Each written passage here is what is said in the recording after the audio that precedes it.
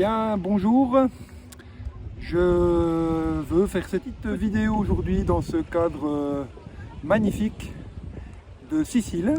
Je suis à San Vito lo Capo, c'est-à-dire à la pointe ouest de la Sicile du Nord, une région qui est appelée la Sicile africaine, est vraiment magnifique. Et si vous entendez un petit peu d'italien derrière moi, un petit peu crier, voilà, c'est une ambiance familiale, les enfants, ça fait partie du jeu, je trouve ça assez agréable. Aujourd'hui, j'ai envie de vous dire un petit peu mon impression sur, je dirais, les 7 péchés capitaux de l'éducation nationale. C'est une vidéo que j'ai eu envie de faire depuis, je veux dire, très longtemps. Ça me démange, comme dirait l'autre. Peut-être pourquoi, parce que voilà, j'ai été un élève, on va dire, moyen, en tout cas jusqu'à l'université. Et j'ai pas aimé l'école parce que souvent je m'y suis ennuyé. Je trouvais que voilà, j'apprenais peu de choses qui me semblaient me servir, même si après je me suis rendu compte que c'était pas si vrai que ça et que je suis pas en train de dire que l'école n'est pas indispensable. Je soutiens bien au contraire que c'est extrêmement important que les enfants puissent aller à l'école. Toutefois, voilà, j'ai envie de communiquer sur 2-3 choses qui me semblent pouvoir être améliorées. Je ne crois pas que ce soit d'ailleurs si compliqué que ça. On nous dit toujours que c'est très compliqué, ça coûte de l'argent. Je ne crois pas vraiment. Voilà, en tout cas, j'aimerais vous dire 2-3 mots là-dessus.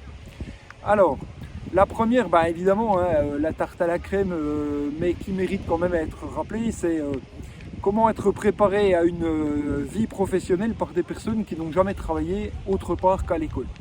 Alors, oui, quand même. Je vais vous dire, j'ai trouvé 2-3 exemples un petit peu rigolos. Est-ce que vous feriez confiance à un maître nageur qui vous dirait j'ai appris à nager, mais vous savez, à plat ventre sur une table, et je ne suis jamais allé dans l'eau? Je pense que vous auriez un petit peu peur. Ou un guide de montagne qui vous dirait voilà, je suis resté un petit peu dans le coin là, de la plaine, mais vraiment les cailloux, les rochers, etc. Je ne sais pas trop ce que c'est, puis j'ai pas envie d'y aller. Ou alors un guide qui vous emmènerait dans la jungle et qui vous dirait qu'il a peur des serpents et qu'il n'aime pas aller dans la forêt. Je crois que ce serait quand même pas très sérieux. Alors, il y a aussi des espèces d'axiomes dans l'éducation nationale qui me paraissent très étranges. Je dis ça à partir de mon expérience de formateur et de conseiller en bilan de compétences pour les 16-25 ans. J'ai quand même fait ça pendant 8 ans. J'ai vu peut-être 1500, 2000 jeunes dans ces âges-là qui avaient des problèmes d'orientation professionnelle, et j'ai fait énormément de formations, donc c'est un petit peu aussi là-dessus que je me base, c'est pas juste sur mon idée comme ça à moi tout seul.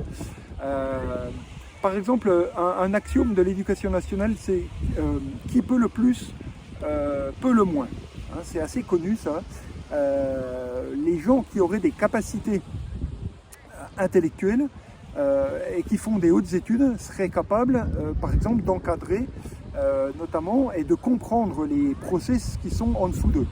Exemple typique, un ingénieur est formé de façon très théorique et il serait capable, par une opération un peu étrange, de comprendre comment fonctionnent les machines, comment fonctionne le process industriel de base, c'est-à-dire comment... alors je parle de ça, j'ai fait un bac F1 en construction mécanique. Donc effectivement, si vous ne connaissez pas les règles de base d'un tour, la dangerosité, par exemple la fatigabilité qu'il y a à travailler sur des machines, leurs particularités techniques, pratiques, je crois que c'est quand même difficile de manager, de donner des ordres, et aussi dans les process, je ne veux pas rentrer dans les détails, mais dans les process de fabrication, je crois qu'il est absolument important de savoir comment fonctionnent les machines et d'y avoir trempé un peu ses mains dans le cambouis, quoi, au propre et au figuré. Du reste, faut-il s'étonner que les soviétiques, par exemple, aient eu d'excellents ingénieurs, et sauf erreur, soient les premiers à aller dans l'espace. C'est des gens qui font des études où on commence par je dis ça à la française, un CAP, un BEP, un bac technique, un bac pro, et ensuite on devient ingénieur. Ce qui fait qu'un ingénieur connaît très bien les machines avec lesquelles il va devoir demander à d'autres personnes de travailler. Donc cette règle de qui peut le plus, peut le moins, je ne crois pas forcément, et je pense que beaucoup d'ailleurs d'entreprises se plaignent d'ingénieurs qui ne sont pas assez pratico-pratiques. Un deuxième axiome qui est un petit peu moins connu, mais vous allez voir qu'en fait on le connaît très bien, qui peut le plus doit le plus. Alors ça, c'est l'idée que parce que vous auriez des capacités intellectuelles, parce que vous seriez capable de comprendre des choses et de monter plus haut, par exemple, hein, ça se dit encore, je ne sais pas si vous voyez l'énormité du truc, le bac S, la voie royale. De quel roi parlons-nous? Puis en plus, il me semble que le roi, il avait un peu coupé la tête et que c'était quand même pas si mal d'être passé plutôt dans un système républicain. Quoique aujourd'hui, on peut se poser 2-3 questions, mais enfin, anecdote à part. En tout cas, cette idée de parce qu'on pourrait faire des études plus élevées, on devrait faire des études plus élevées, me paraît totalement déconnecté de la réalité, notamment de la motivation. On ignore là quelque chose qui est que des gens peuvent très bien avoir des très hautes capacités et ne pas avoir envie de faire des hautes études. Et après tout, c'est parfaitement leur droit et je pense que les y forcer, ce serait totalement ridicule. Ce d'autant que si quelqu'un a des capacités intellectuelles élevées et par exemple fait un BP, un BT et crée une petite entreprise, eh bien je pense que s'il en a le goût, rapidement, puisqu'il en a les possibilités, ben, il fera peut-être une entreprise avec 3, 4, 5 salariés, voire beaucoup plus, voire plusieurs entreprises, ça ne l'arrêtera pas. Et si par ailleurs il a le goût de faire une petite boîte avec lui tout seul et sa conjointe dedans, ben après tout, pourquoi pas aussi. Et je ne vois pas en quoi on l'en empêcherait. Donc c'est là aussi, je crois, une erreur que de faire croire que l'idéal ce serait d'aller dans une filière toujours plus haut, toujours plus haut. Ce d'autant qu'aujourd'hui on se trouve avec des ingénieurs qui n'ont pas de travail. Et je trouve ça absolument ridicule parce que dans les filières techniques, ils en auraient. L'idée d'avoir un projet aussi. Alors ça, on connaît ça depuis les années, je dirais 80-90. Hein, ça s'est même appelé la dictature du projet.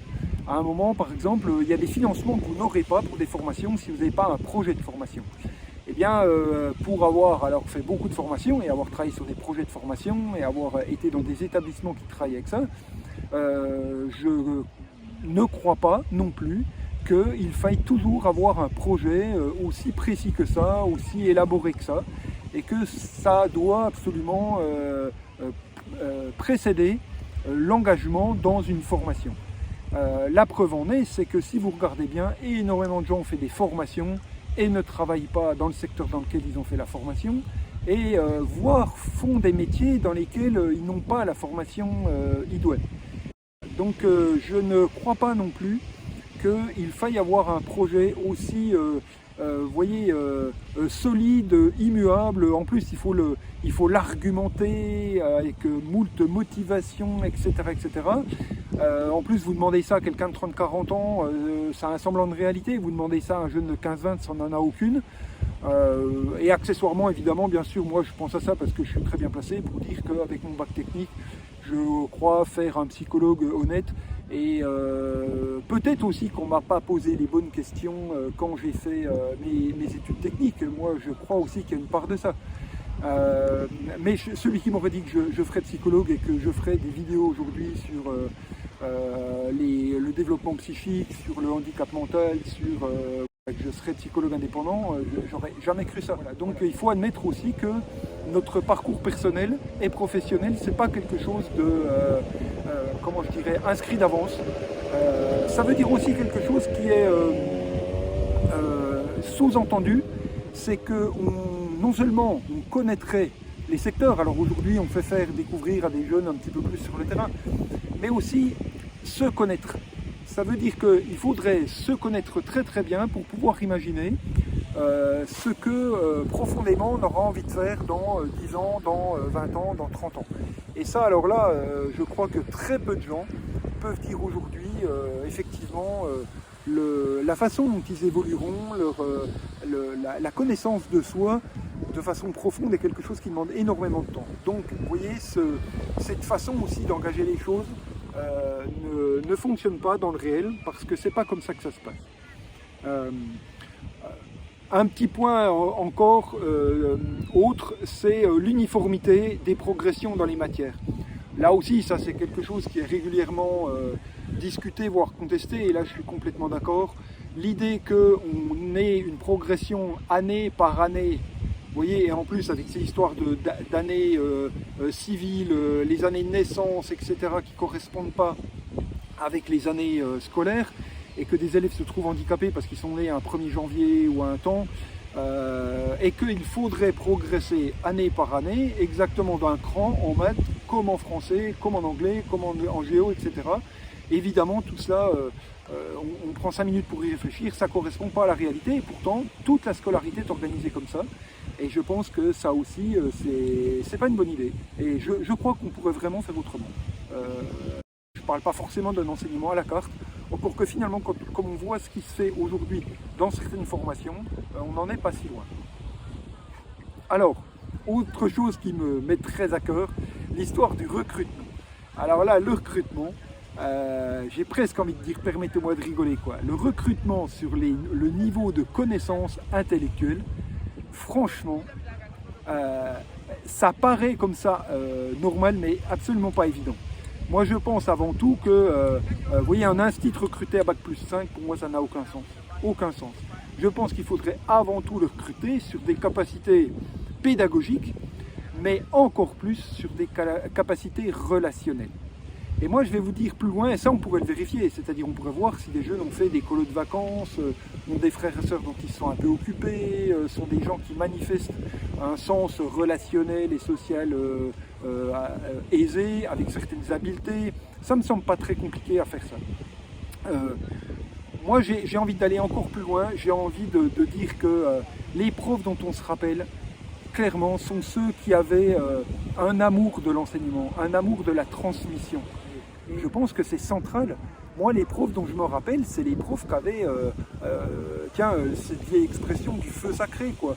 Ceux qui avaient envie de transmettre, qui avaient envie d'expliquer des choses, qui avaient envie d'être avec des jeunes, qui comprenaient un petit peu la façon de fonctionner d'un adolescent. Et ceux-là pouvaient, je dirais, jusqu'à des niveaux raisonnables, hein, c'est-à-dire le bac, être des gens qui avaient des connaissances non pas excellentes mais moyennes, hein, c'est suffisant, et pour nous accompagner voilà, jusqu'à un baccalauréat. Quand on plus, je ne veux pas être méchant, mais quand on voit le niveau du baccalauréat aujourd'hui, du reste pour être allé après en université, je trouve que la particularité des universitaires, c'est quand même plutôt un goût pour une forme de tradition et de conservatisme.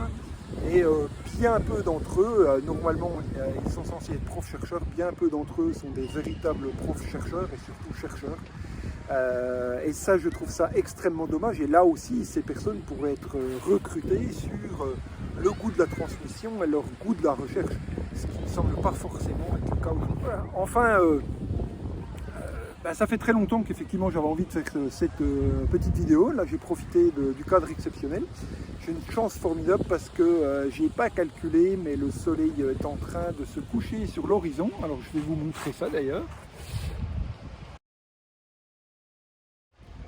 Depuis San Vito le Capo, en Sicile. J'espère que cette vidéo vous aura paru sympathique, vous aura rappelé quelques souvenirs. Et puis je ne permets pas les commentaires sur mes vidéos parce que je pense que c'est pas un lieu de, comment je dirais, de dispute et de conflit, tout simplement. Mais après, évidemment, vous avez absolument le droit d'en penser ce que vous voulez. Et je ne suis pas en train de dire qu'il n'y a que des mauvais profs, il y a vraiment d'excellents profs. J'en ai eu quelques-uns et je les en remercie. Je vais finir sur cette note positive. Et je vous dis à bientôt pour d'autres vidéos. Au revoir.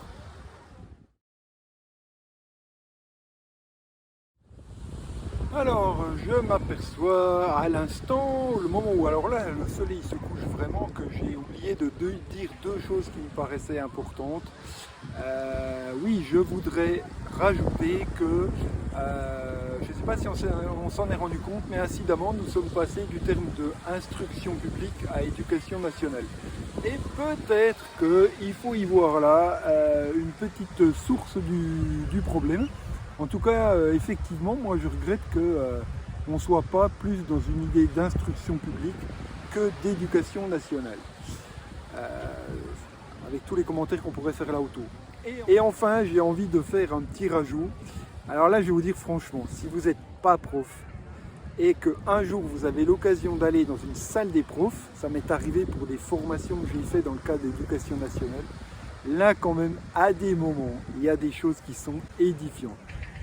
J'avoue que la façon dont certains profs, pas tous, ils devraient, mais quand même, parlent des élèves, de leur travail et des vacances passées et à venir, quand même, à un moment, moi, franchement, j'ai un petit peu halluciné.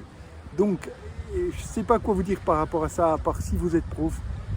Mettez un jour un magnétophone, enregistrez-vous, et quand même, à un moment, je crois que vous allez voir que je crois qu'il y a quand même un petit souci sur la façon dont, notamment, vous faites des commentaires sur les élèves.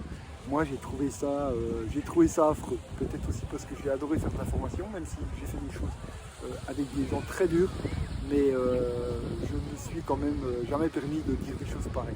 Là, on entendra qui voudra. Et en tout cas, merci d'avoir accepté d'écouter ce point de vue critique.